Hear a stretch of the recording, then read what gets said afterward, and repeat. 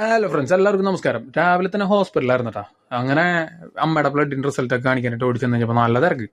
അപ്പം എന്നാൽ പിന്നെ ഫുഡ് കഴിച്ചിട്ട് വരാമെന്ന് വെച്ചാൽ നേരെ നമുക്ക് കുറേ ദിവസം ഫുഡ് എന്ന ക്യാൻറ്റീനാണ് നമ്മളവിടെ നിന്നപ്പോൾ. അപ്പോൾ നേരെ അവിടെ ചെന്ന് പതിപോലെ അവിടെ ചെന്ന് എന്തൊക്കെ ഉണ്ടാക്കിയിട്ടുണ്ടെന്ന് നോക്കി കഴിഞ്ഞാൽ കുറേ സാധനങ്ങളൊക്കെ ഉണ്ടാക്കി അവർ നിരത്തി വെച്ചിട്ടുണ്ട് രാവിലെ തന്നെ.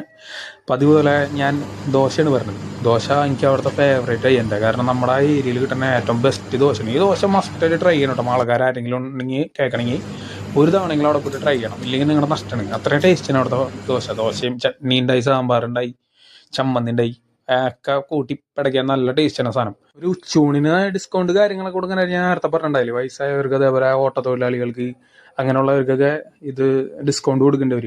അതിൻ്റെ ബോർഡും കാര്യങ്ങളും അവിടെ എഴുതി വെച്ചിട്ടുണ്ട്. പക്ഷേ ദോശയ്ക്ക് ഡിസ്കൗണ്ട് ഒന്നും ഇല്ല, അത് ആരും പ്രതീക്ഷിച്ചിട്ട് പോകണ്ട.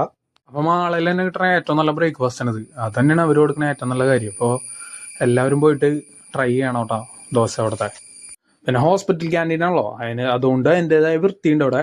നല്ല വൃത്തിക്കാണ് കാര്യങ്ങളൊക്കെ ഫുഡൊക്കെ തരുന്നത്. പിന്നെ പാർക്കിങ്, ഇഷ്ടം പോലെ വണ്ടികൾ പാർക്ക് ചെയ്യാനുള്ള സ്ഥലമുണ്ട് അവിടെ. അപ്പോൾ അത് ജംഗ്ഷനിൽ പാർക്കിംഗ് അന്വേഷിച്ച് കഷ്ടപ്പെടേണ്ട കാര്യമില്ല, നേരെ ഇവിടെ നിന്ന് വണ്ടി വയ്ക്കുക, ഭക്ഷണം കഴിച്ചിട്ട് പോവുക.